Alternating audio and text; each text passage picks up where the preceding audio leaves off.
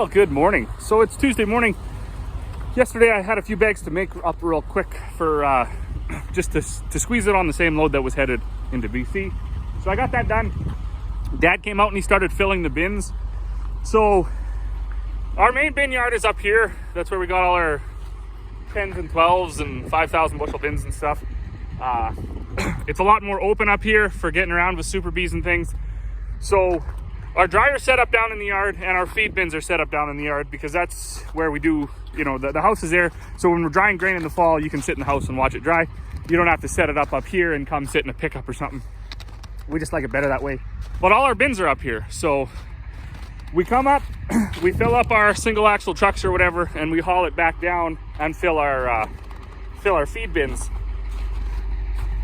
So I thought, well, this is all shutting down here. I just filled, this is the last load of barley I need. Then I'll switch over to a wheat bin and top that one up too.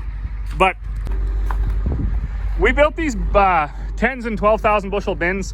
We got a pretty good deal on two of the 12,000s. So we actually bought those packages for about 5,500 bucks. I think these retail for like 18 to 20 some thousand. I don't even know. I haven't priced one out in a while. We put them all on wood floors. That's really not the recommended thing. They want them on concrete or they want them on hoppers or whatever. But the thing with concrete is it's not that permanent either, right? I mean, it has like 20 or 25. I don't think they guarantee them at all because they crack, they chip, and it settles too. So we went with wood floors. We built these all, fortunately, before the lumber prices went up. But you can see the 6x6s are almost, I think they're 4 inches apart or whatever. So it's basically a solid floor. And then 2x6s along the top, and then the plywood underneath of it.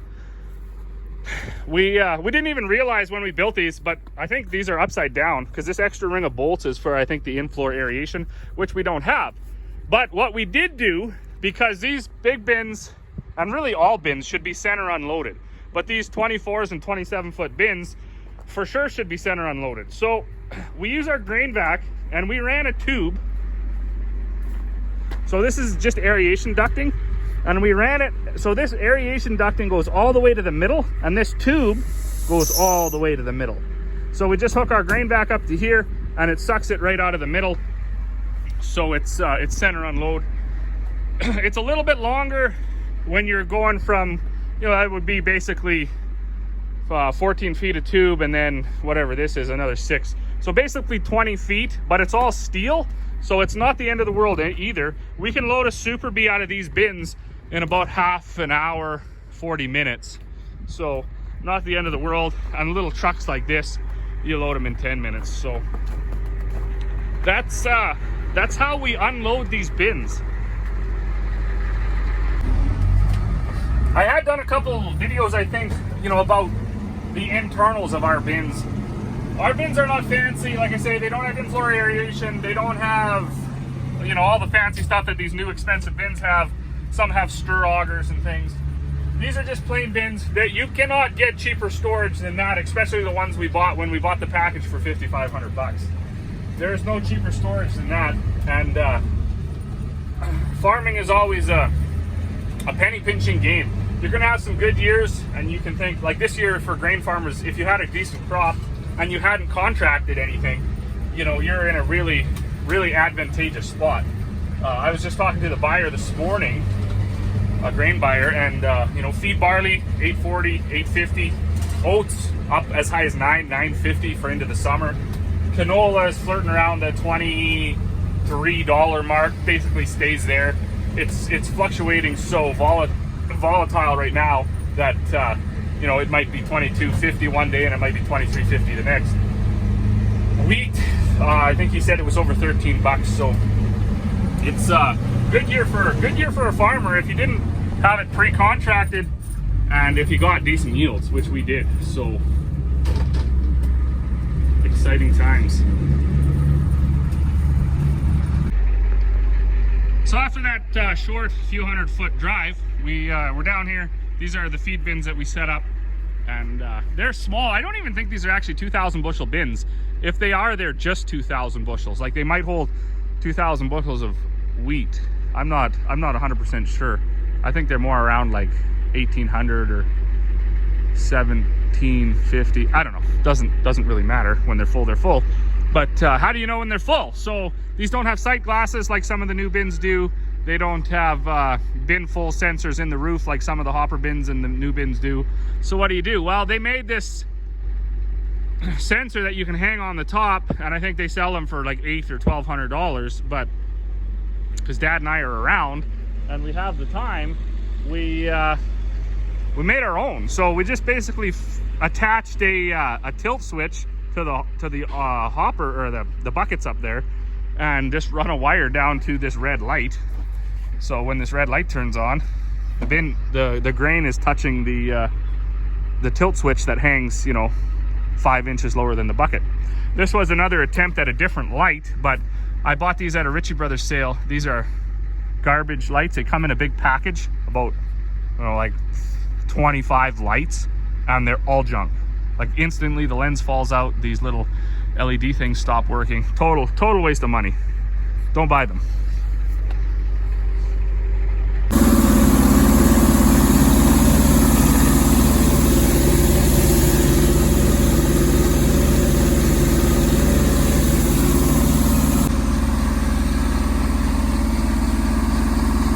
So I had a guy a while ago comment on one of the videos. It was one of my bin videos, and it was, I kind of forget what he asked. I'm like, why do you choose those size bins? You know, why do you build bins at all? So we chose the size we built because if you go any bigger, you basically need bin crews to build them. We have our own bin crane, so we build our bins ourselves. And once you go bigger than 27 feet or even taller, you know, the risk is already there, but it's there at a 1,000 bushel bin. If you have a 1,000 bushel bin of canola go bad, at today's prices, you've lost about $22,000. Now, if you have a 10,000 bushel bin go bad, you've lost about $220,000. And if you have a 30 or a 40 or a 50,000 bushel bin of canola go bad, well, just do the math. You've lost like $1 million. So there's a risk with anything, and nobody wants to lose it. But we decided around 10, 12,000 bushels, if something goes wrong, if the grain starts to heat up and we have to move it, that's something we can basically handle in a day. You know, we could get it down here, we could re-dry it, we could move it to another bin and blow some air on it. We could take 3,000, 4,000 bushels out and just leave it on trucks. So that's kind of why we ended up with that size bins. Economically, the bigger that you build, the cheaper per bushel it is. So if a 10,000 bushel bin costs you $20,000, you're around $2 a bushel. And if you go up to say a 30,000 bushel bin, it might be $1.70 or $1.80 a bushel. And now those prices are based on, like, I don't know, a few years ago when I did price out bins. I don't know what they are now. As far as going any bigger than that, so I watched quite a few corn guys down in the States. They got their 50,000, 80,000 bushel bins. So when you're combining something that can yield up to 300 bushels an acre, I can imagine that, yeah, you need a place to put that. Up here in northern Alberta, basically 100 is tops. Our oats can run up to 130, 40, 50. Most of our barleys, if they're feed varieties, you're going to top out at around 100. And you probably won't get there. You'll be more 80, 90. If it's a malting variety, a little less than that. Wheat, you know, maybe in a record year you'll get up to that 90, 100, probably not. So most of our grains are around that, I would say 50 to 80 bushel range. So we don't need that massive storage, you know. On a 2,000 acre farm at 50 bushels an acre, you know, you're only looking at like 100,000 bushels of storage that you need. So the fact that we grow 5 different crops, it wouldn't make sense to build a 100,000 bushel bin because you can't store all 5 crops in one bin. So when you break it down further into, so your barley, if you start combining barley and it's nice barley and it makes malt, and then all of a sudden it gets snowed under and it starts to sprout or whatever, it's probably not malt anymore. Now it's going to be feed. That can happen in the same growing season. So now you need 2 bins because you got to put your malt separate from your feed, because there's usually a $2-3 spread between malt and feed prices. Same with wheat.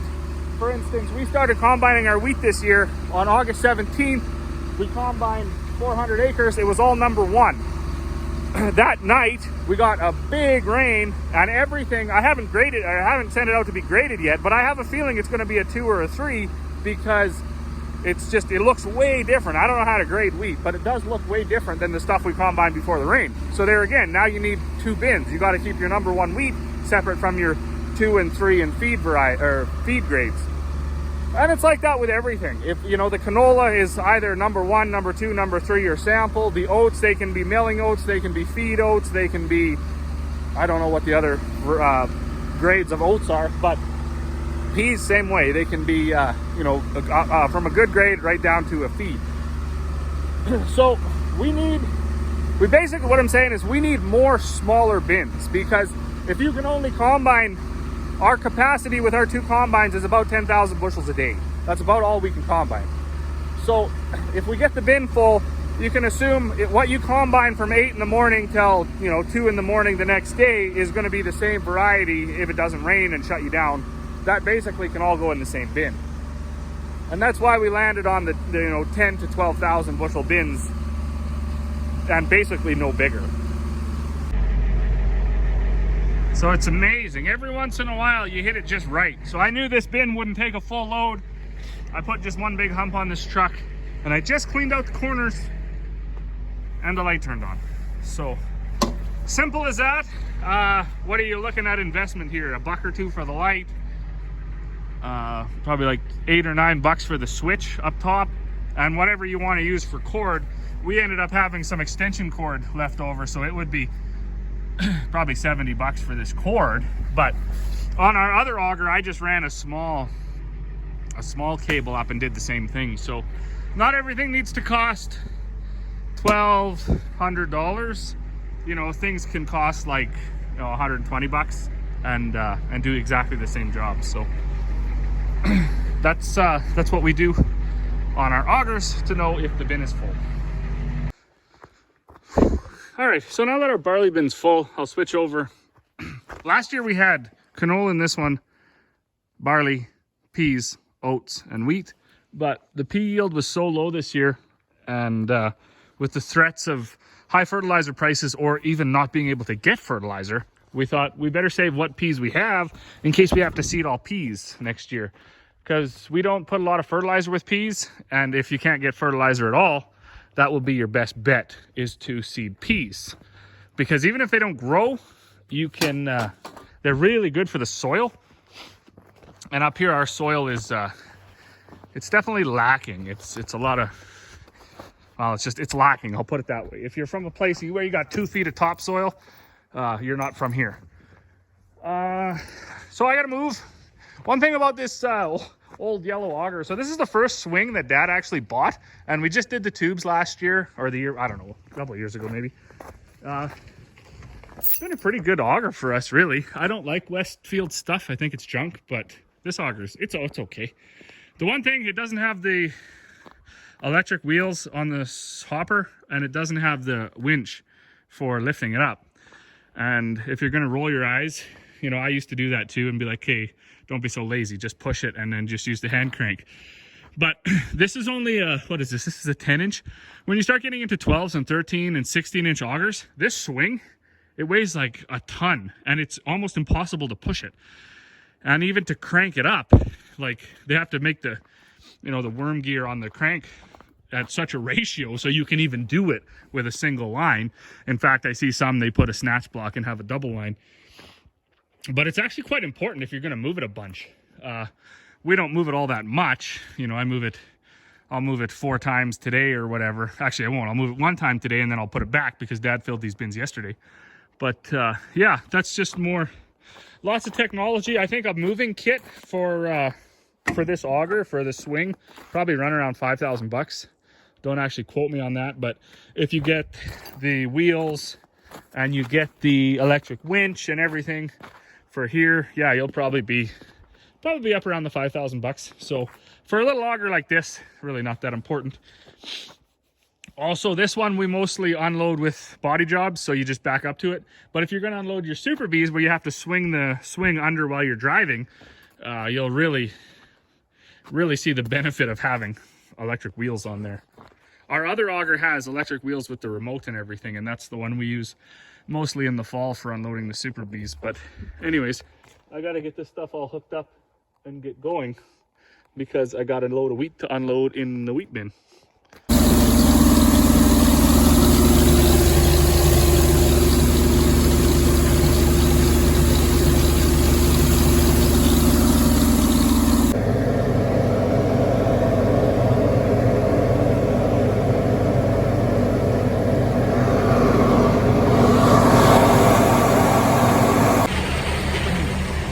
So as always, to those who watch, thank you, and we'll see you all on the next one.